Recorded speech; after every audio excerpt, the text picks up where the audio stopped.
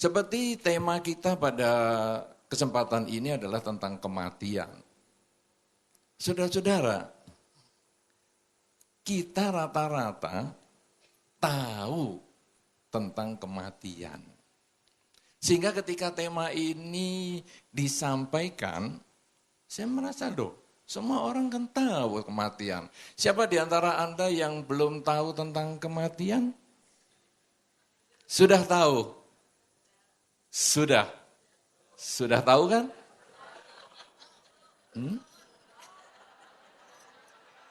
Belum. Segini umurnya belum tahu kematian. Saudara-saudara, kenapa Anda belum tahu? Karena orang-orang itu selalu menyembunyikan kenyataan tentang kematian. Beberapa waktu yang lalu saya mendengar ataupun saya mendapatkan kabar dari salah seorang anak Buddhis kecil, anak sekolah minggu. Kayaknya belum sekolah dia, jadi hanya ikut sekolah minggu aja. Kemudian anak ini ditelepon oleh papahnya, karena papahnya mau ke Jawa Tengah, mengendarai mobil. Jadi ditelepon, "Nak, ini papa di jalan, Nak. Papa mau ke kota A." Nah, kemudian anaknya ngomong, "Oke, Pak. Hati-hati di jalan ya, Pak. Jangan mati ya, Pak." Saudara-saudara, mamanya kaget. Mamanya kan di sampingnya anak ini, jadi mamanya nggak ikut pergi. Jangan ngomong gitu. Loh kenapa, Ma? Tidak baik omongan itu. Loh, saya memang nggak kepingin papa mati, Ma. Kenapa nggak boleh diomongkan? Iya kan? Anda sendiri sekarang, kalau saya pesen nih, pulang dari sini hati-hati ya.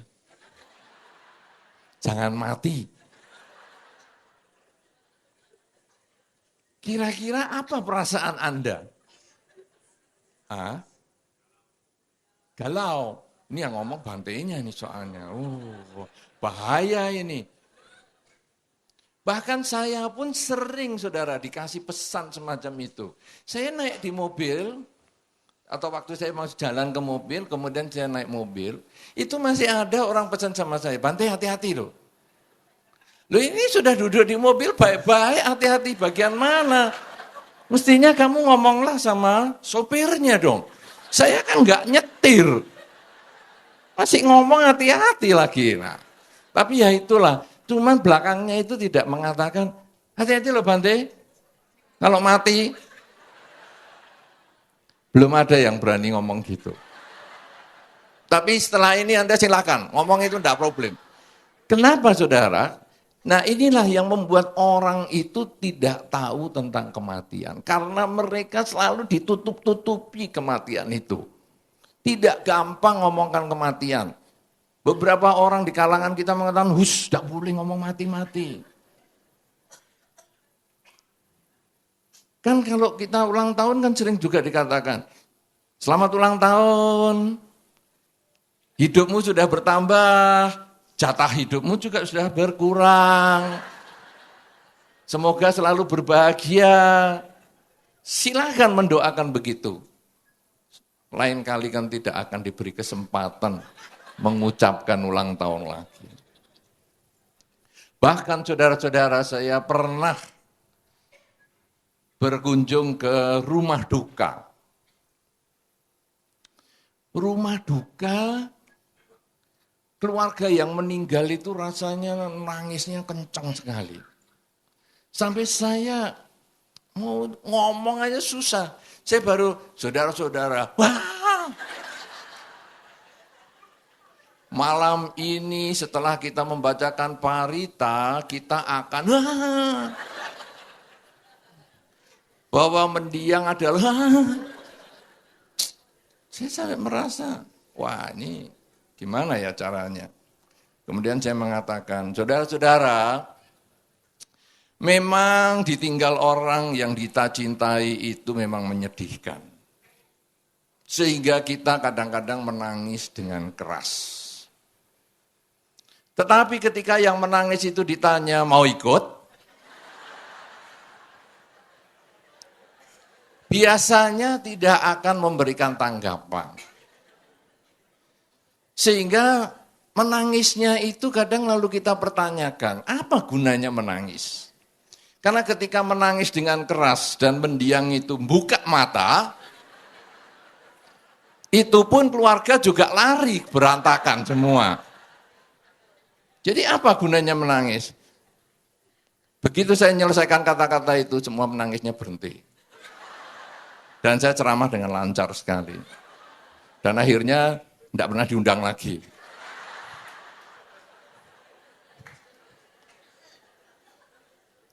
Saudara-saudara, inilah kenapa. Karena kematian itu ditutup-tutupi, kematian itu tidak mau dibicarakan, dikatakan itu sebagai salah satu hal yang tidak bolehlah diomongkan. Sehingga akhirnya banyak orang kemudian ditanya, kematian itu apa? Enggak ngerti seperti Anda hari ini.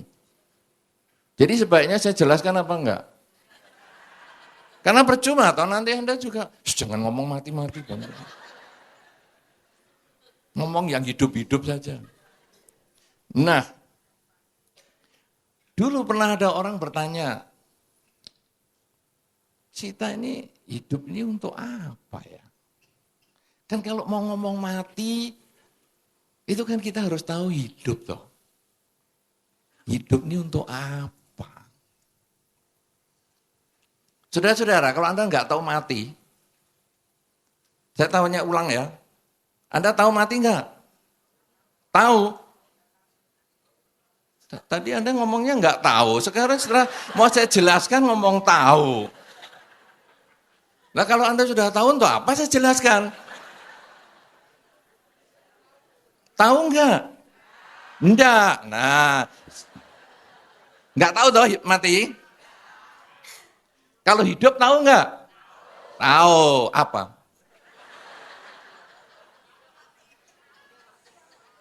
Tidak mati. Pinter.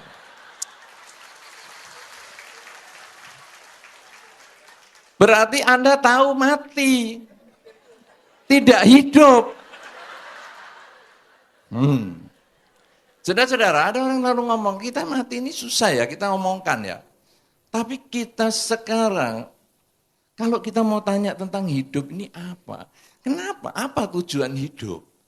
Lalu orang ini menceritakan bahwa kita ini sebetulnya lahir itu dengan stres.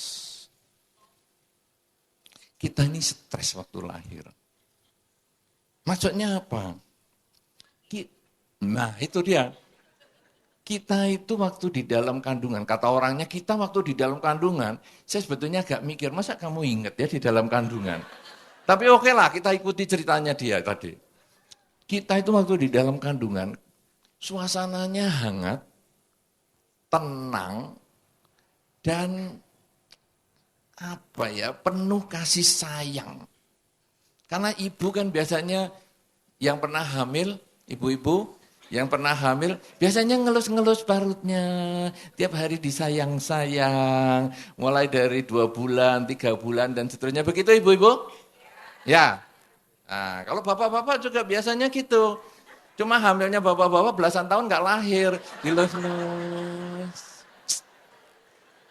Tiap hari dilus-lus, hari ini isinya makanan apa saja ya. Nah, saudara-saudara, jadi bayi di dalam kandungan itu merasa nyaman sekali. Tapi, begitu lahir, langsung dibuat stres. Salah satunya ya sesuai dengan jawaban salah satu ibu tadi. Harus nangis. Jadi bayi yang di dalam tenang, Anda tidak pernah dengarkan waktu didengarkan pakai stetoskop, loh bayinya nangis nih di dalam. Ibu-ibu yang pernah hamil, siapa nih? Siapa? Belum tentu ibu. Ibu-ibu belum tentu hamil. Siapa yang sudah pernah hamil? Nah, pernah nggak dokter meriksa? Bayinya kok nangis di dalam? Nggak ada toh, adanya detak jantung. Oh ini bayinya goyang-goyang dan lain-lain. Nah, saudara-saudara, bayi tidak pernah nangis, tapi begitu keluar langsung dibikin nangis, langsung stres bayinya. Tidak nangis, bayi kalau lahir tidak nangis adalah kesalahan. Harus dibuat sampai nangis, entah dibanting, entah dicekik, entah digigit, pokoknya harus nangis. Ngalami nggak itu ibu-ibu? Ya kan? Dimandikan air panas, didinginkan, panas, dingin. Masukkan mesin cuci, dan lain-lain. Pokoknya harus nangis. Anda bisa bayangkan si bayi sudah mengalami stres yang pertama. Kemudian biasanya beberapa ibu-ibu melahirkan itu di rumah sakit. Ada ibu-ibu yang lahir di rumah. Ini masih model yang lahir di rumah. Masih ada biasanya. Ada yang lahir di rumah, di taksi dan lain sebagainya. Ya, tetapi pada umumnya di rumah sakit. Bagi ibu-ibu yang melahirkan di rumah sakit, menurut beberapa yang mengalami, saya tidak mengalami, saya juga bukan pengamat di bagian ini, saya hanya pendengar. Beberapa orang yang mengalami katanya rumah sakit tempat melahirkan itu dingin. AC-nya. Betul ibu-ibu? Betul apa enggak? Betul ya, berarti yang saya dengar betul.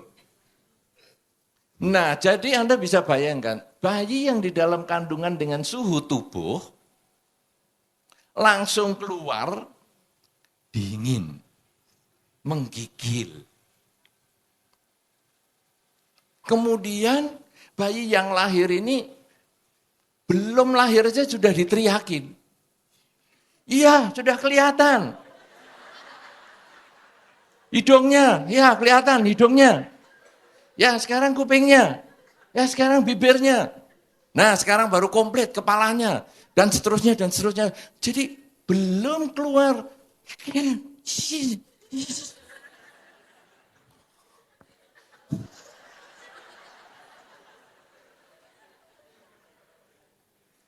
Di dalam perut yang tenang, sejuk, hangat, nyaman, penuh kasih sayang.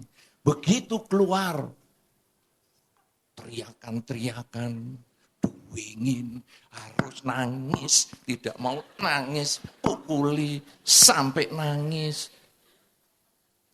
Saudara-saudara, dikatakan oleh orang itu, inilah stres. Bayi membawa stres. Dan di dalam kehidupannya ini, stresnya ini akan berkepanjangan. Dan stres ini nanti menjadi pilihan bagi bayi tersebut. Apakah kita akan melanjutkan stres dengan selalu mengeluh? Aduh, hidupku kok sulit sekali ya. Kerja ya susah. Cari pasangan ya susah. Sekolah ya susah, ikut orang tua ya susah, ke wihara ya susah, tidak ke wihara lebih susah, dan seterusnya dan seterusnya. Orang yang seperti ini, stresnya berkepanjangan, dia tidak akan melihat hidup ini bahagia. Dia selalu mengeluh dengan rumah tangganya, dia mengeluh dengan ekonomi, dia mengeluh dengan apa saja yang dia temui dalam kehidupan sehari-hari. Itu tipikal kelompok yang pertama. Apakah ada di antara Anda yang seperti itu? Ada. Semoga tidak ada. Ada tipe yang kedua. Dia merenungkan, duh, aku lahir kamu bikin stres.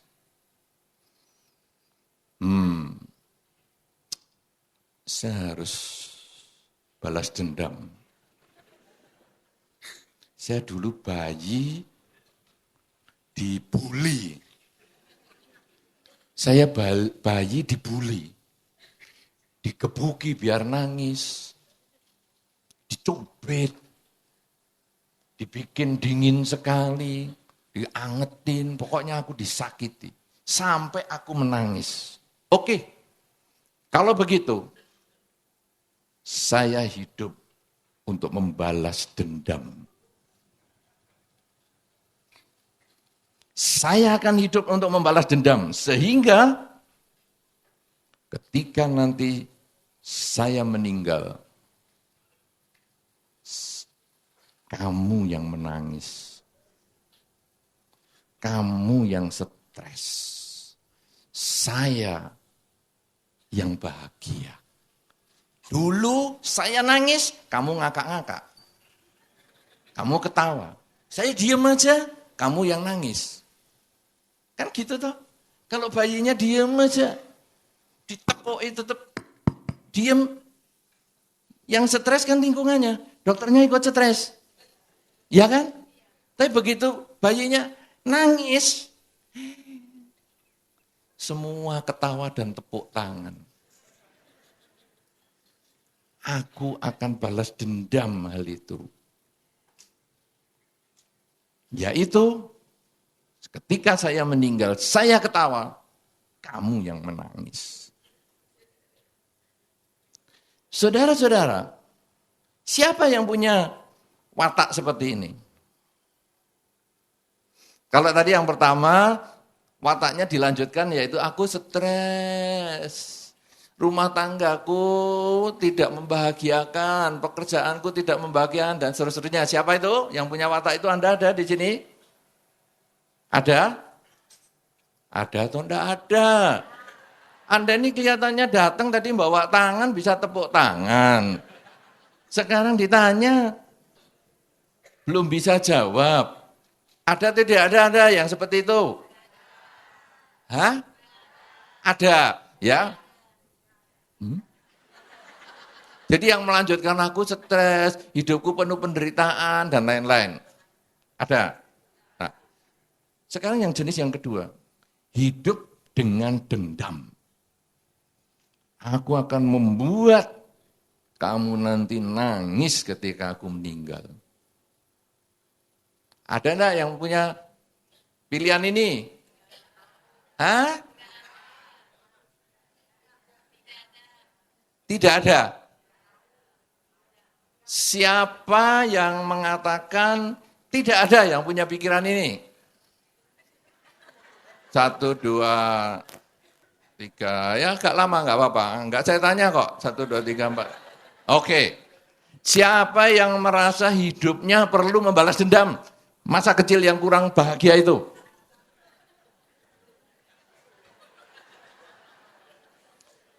Hanya 1.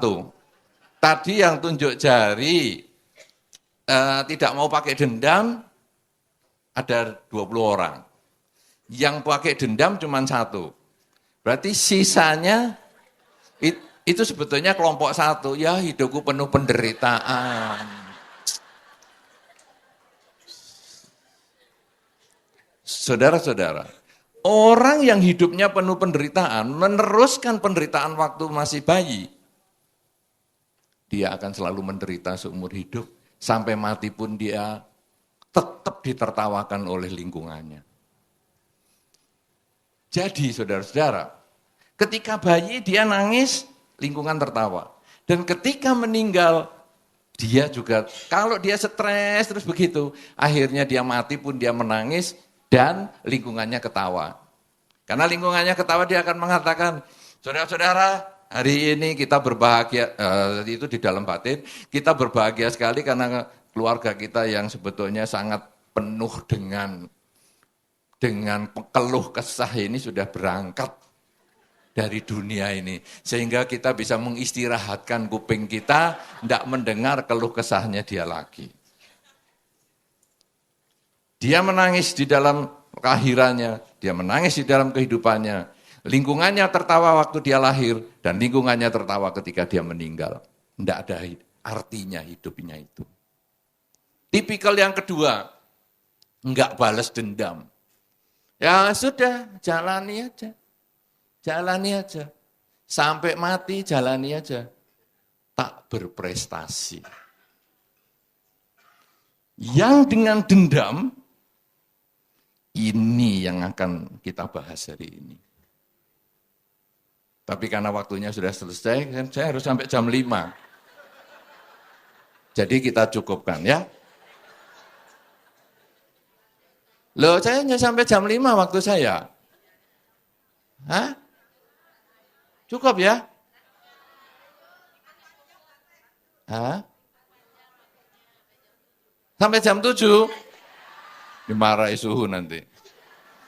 Saudara-saudara, dengan kita balas dendam itu, sebetulnya kita lalu berpikir, apa yang harus saya buat dalam hidup saya ini, supaya saya ketika mati saya bahagia. Dan ketika saya mati, lingkungan saya menangis. Anda tahu kalau orang mati ditangis itu artinya orang yang hidupnya baik atau yang hidupnya jahat? Hidupnya baik. Nah, jadi saudara-saudara, dengan semangat membalas dendam, sebetulnya membuat kita kemudian mengubah pola pikir kita.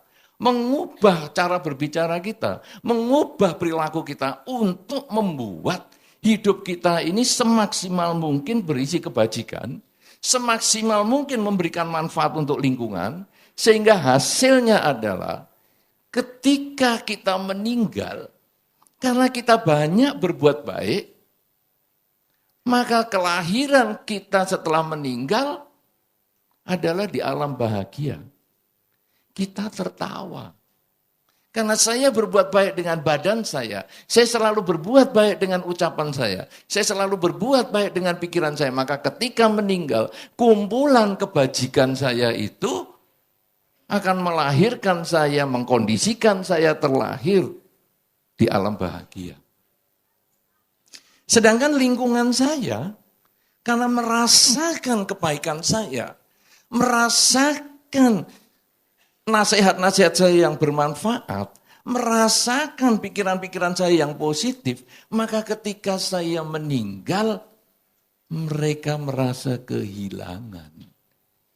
Tuh, kok nggak ada lagi orang sebaik dia? Kok nggak ada lagi orang orang yang suka menolong seperti dia? Kok nggak ada lagi orang yang mau memikirkan orang lain seperti dia? Aduh, kepergian kita menjadi kesedihan untuk mereka. Balas dendamnya berhasil. Sehingga kita terlahir di alam bahagia, ketawa-ketawa melihat mereka menangis. Rasain lu. Kamu dulu membuat saya menangis, sekarang kamu menangis karena saya. Kenapa saudara? Karena kebajikan kita. Bukan karena kejahatan kita. Kalau kita hidupnya jahat, pikirannya jelek, mulutnya omongannya jahat, maka ketika kita meninggal mereka tertawa dan kita menangis karena kita terlahir di alam menderita. Tetapi ketika kita mengisi hidup kita ini dengan kebajikan, kebajikan itu adalah yang diajarkan di dalam Dharma. Paling tidak kita akan merenungkan, apa yang ingin saya dapatkan, lakukanlah kepada orang lain. Apa yang ingin saya hindari, jangan lakukan kepada orang lain. Itu konsep yang paling sederhana. Saya tidak ingin disakiti batin saya, maka jangan menyakiti orang lain. Baik dengan kata-kata maupun perilaku. saya ingin memperoleh kasih sayang, maka kembangkanlah kasih sayang kepada semua makhluk. Dengan dasar seperti itu, maka hidup kita mulai selangkah demi selangkah berisi kebajikan dengan badan, ucapan, dan pikiran. Apalagi kita lalu mengembangkan 5 latihan kemoralan. Tidak membunuh, tidak mencuri, tidak berzina, tidak bohong, dan tidak mabuk-mabukan. Kelima hal inilah yang mengendalikan kita supaya kita tidak menyakiti pihak lain. Membunuh jelas menyakiti pihak lain. Mencuri menyakiti pihak lain. Berzina menyakiti pihak lain. Berbohong menyakiti pihak lain. Dan mabuk-mabukan mengkondisikan kita melanggar keempat sila yang lainnya. Orang berbohong, orang mabuk.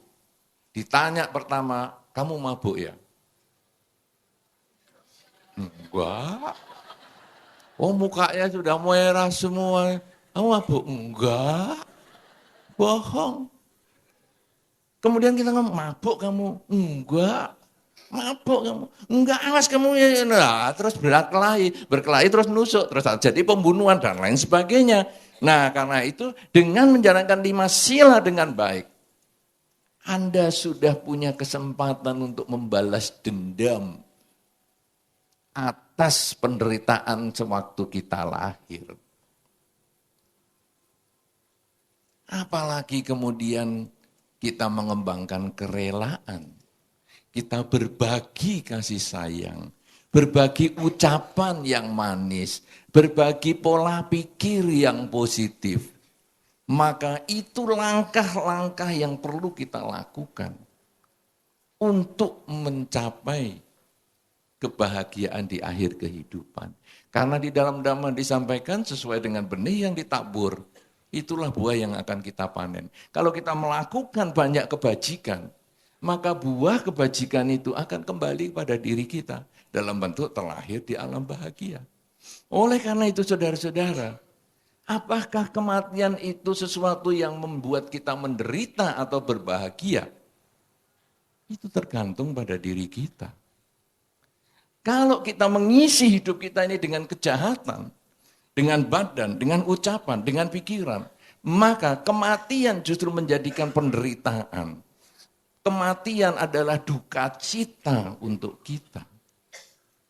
Karena kita di dalam kehidupan ini, setelah selesai, kita akan lahir di alam menderita. Dan lingkungan kita tertawa karena si pembuat masalah sudah meninggal. Jadi hidup menjengkelkan, mati pun menimbulkan kebahagiaan bagi lingkungan dan penderitaan bagi diri kita. Tapi kalau selama hidup kita ini mengisi dengan kebajikan, selalu punya konsep apa yang saya ingin dapatkan saya harus lakukan kepada orang lain, apa yang saya ingin hindari saya hindari juga lakukan kepada orang lain. Kemudian kita juga mengembangkan pelaksanaan latihan 5 kemoralan dan kerelaan, mengembangkan cinta kasih, maka di dalam hidup kita ini kita selalu melakukan kebajikan dengan badan, kebajikan dengan ucapan, kebajikan dengan pikiran, sehingga ketika kita meninggal dunia nanti, yang ada hanyalah sukacita. Karena kehidupan kita di sini selesai dan kita akan terlahir di alam bahagia. Dan tujuan kita untuk membalas dendam akhirnya tercapai.